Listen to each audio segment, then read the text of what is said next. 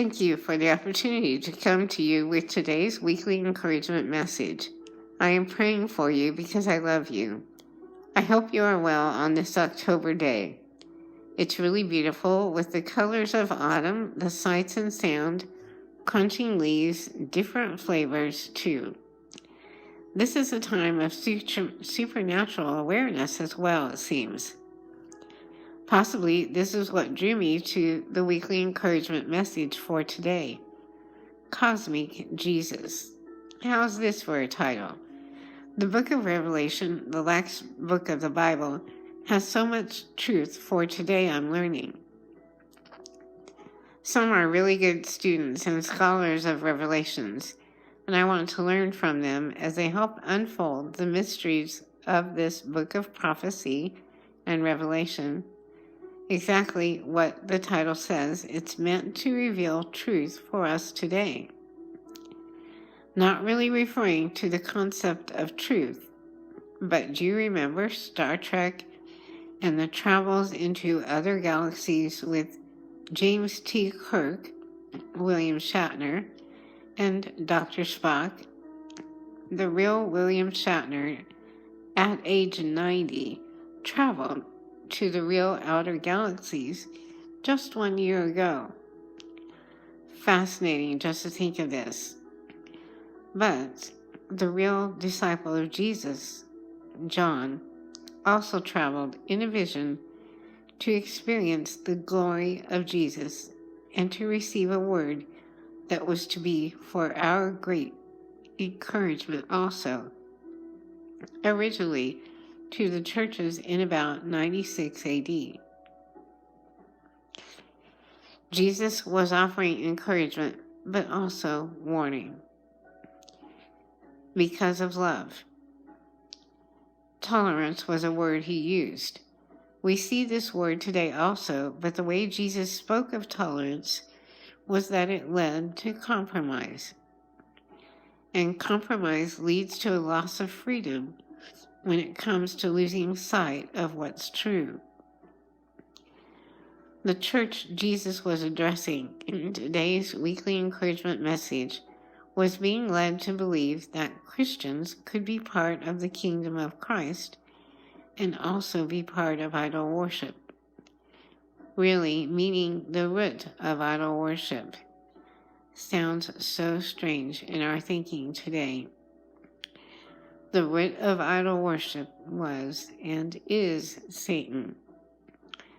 The revelation the disciple of Jesus received was of Jesus in his heavenly form, powerful, glorious person, the one who could and would and does speak into the darkness. How appropriate for us today. As John's revelation addresses 7 churches who Jesus wanted to admonish and to correct, we can also receive life and light from this timely word. It is important to note that John was exiled to a small island because he refused to worship the Caesar of that day. He was probably the last of Jesus' disciples who was alive at this time.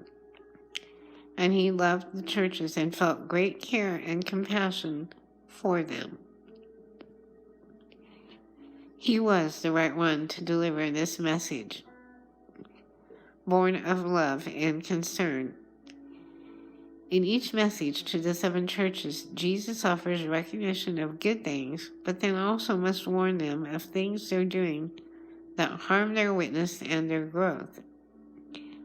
The Jezebel spirit was present, something that created doubt about God in the minds of the believers and those around them who were observing the witness they presented. I've often heard that the Jezebel spirit has to do with control, and this is true, but it really has to do with the question that has been asked since the beginning of time. Did God really say? In the day the book of Revelation was written, it had to do with questioning what God said about orthodoxy, right thinking, and orthopraxy, right practice. The first commandment of God is, "You shall have no other gods before me." In my mind, in our world, where there's conflict with authority, this can be difficult to hear and receive. In the 7 churches, even in the book of Genesis, people were inclined to question, did God really say? That they couldn't serve Christ and serve idols, or basically those opposed to Christ, at the same time. Seems pretty reasonable, correct? But what a trial throughout history. As I listened to today's weekly encouragement message, I believe my eyes began to see. Serving Christ isn't easy or comfortable. Not in ancient history, not in early churches, or today's world. Possibly, we are still trying to learn this revelation.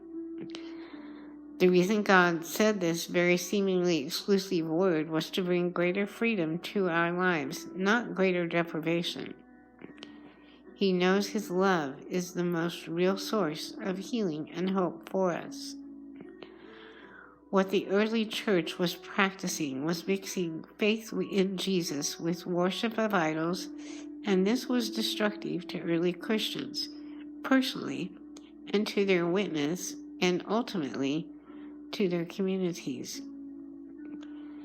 If the principles of Christianity are allowed to work in an individual life and in community life, I believe there is greater success to both the individual and the community.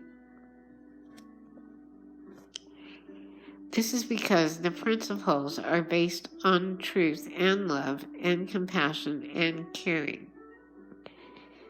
It's very hard to hear about worship of idols because this isn't something we relate to.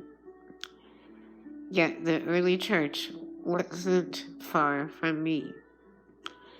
I recognize that I also sometimes, or more than sometimes, mix Christianity with what I want to.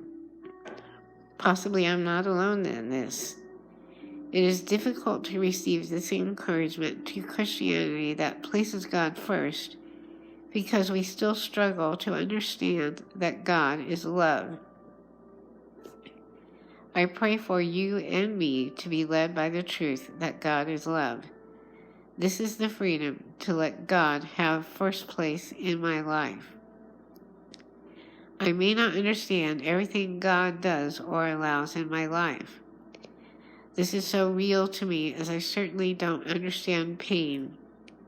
I've questioned this much lately and throughout my life. I pray for grace for you and me when we don't understand, to seek to allow God to be the one to hold your heart and my heart, even when I don't understand.